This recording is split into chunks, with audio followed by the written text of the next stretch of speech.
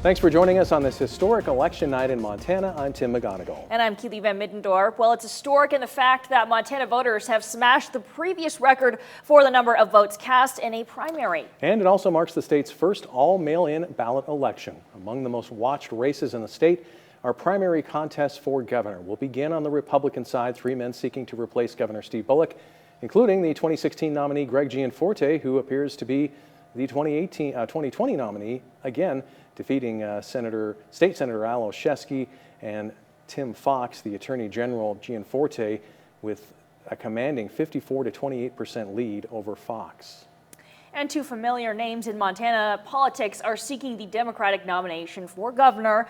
Whitney Williams is the daughter of longtime Congressman Pat Williams and Montana Representative Carol Williams. Lieutenant Governor Mike Cooney is a former Secretary of State who ran for governor back in 2000. Preliminary numbers show Cooney in the lead with 56% of the votes. And Cooney says he's been through this before and isn't going to rush to conclusions before all the votes are counted, but is proud of his campaign and the team that's run it. I'm very confident. I think we've run a great campaign. We've tried to talk about Montana values throughout this campaign. We've tried to make sure that we've run a very positive campaign. And I think that's what Montanans expect. That's what I feel Montanans deserve. Also, the Democratic battle for Montana's lone U.S. House seat features a couple of Montana political veterans. Montana Representative Tom Winters of Missoula facing off in this race against the 2018 Democratic nominee for the seat and former Montana legislator Kathleen Williams. Let's take a look at those results if we can. We can tell you that Williams has a very commanding lead, 90% to 10%. Now, Williams was somewhat of a dark horse 2 years ago. This time she came in as the favorite, and we caught up with her to get her thoughts on winning tonight's race. It's true representation for Montanans rooted in their hopes, struggles, and dreams. I've traveled the state 75,000 miles on my car, talking to Montanans in every corner from Plentywood to Darby and Troy to Broadus and everywhere in between about what they care about and how I can be of service. And this is really about hard work, leadership, and service, not towing the party line. And it's a crowded race on the Republican side in the race for Capitol Hill. State Auditor Matt Rosendale and Secretary of State Corey Stapleton, the big names and big vote getters in tonight's race. And now it appears that Rosendale will take the race at 48% of the votes. And the race for U.S. Senate seems to be a foregone conclusion. Senator Steve Daines will be facing Governor Steve Bullock. Let's look at the numbers in the Daines primary race, if we could, against Stevensville hardware store owner Dan Larson and former PSC Commissioner and State Senator John Driscoll. Daines, 88% of the vote. That race again, Daines and Bullock, promising to be key in the fight for control of the U.S. Senate. We know both candidates will spend a lot of money, but the junior senator says there are some big differences between him and the governor. Well, there's going to be some significant contrasts between what I stand for and what the governor stood for. I always put Montana first, and I declared that I was going to run for re-election early to continue serving Montana. It didn't take Chuck Schumer, like it did for the governor, to come into Montana and talk him into the race. Remember, the governor said repeatedly, I'm not running. And then Chuck Schumer got on a private jet, flew into Montana, and met face-to-face with the governor and talked him into the race. There's just a few days left before the filing deadline in early March.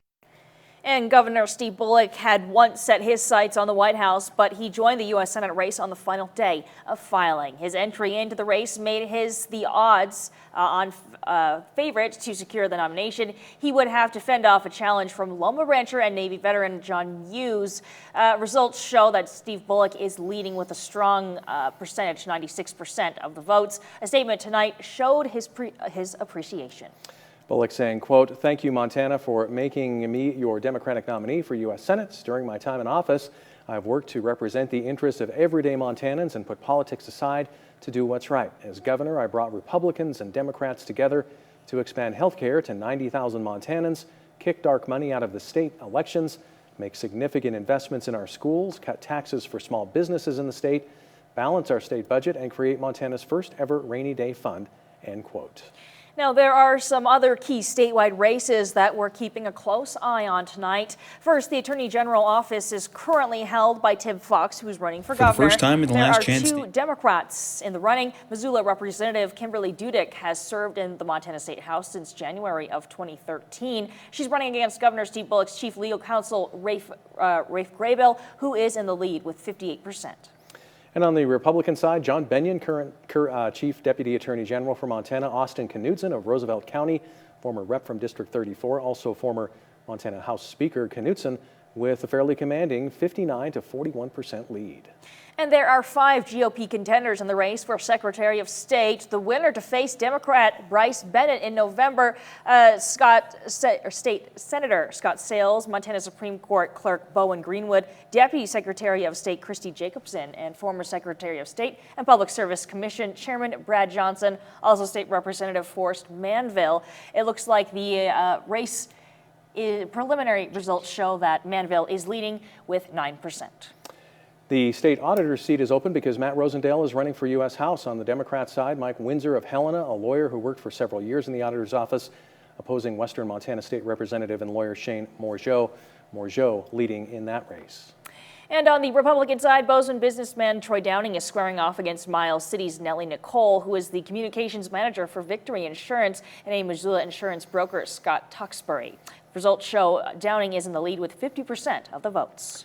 There's also there's that race between Morgeau and Windsor, with Morgeau ahead. There's also a race for a seat on the Montana Supreme Court, a nonpartisan race between incumbent Justice Lori McKinnon, Helena attorney Mike Black, and Missoula lawyer Mars Scott. I don't believe we have those results right now. Right, and there's an opening on the Public Service Commission District 3. Southwest Montana includes Broadwater, Jefferson, and Marr counties. The Republican candidates are James Brown and Alan George. The winner faces Democrat Tom Woods in November. Now, preliminary numbers show Brown with 64% of the votes. So let's shift gears.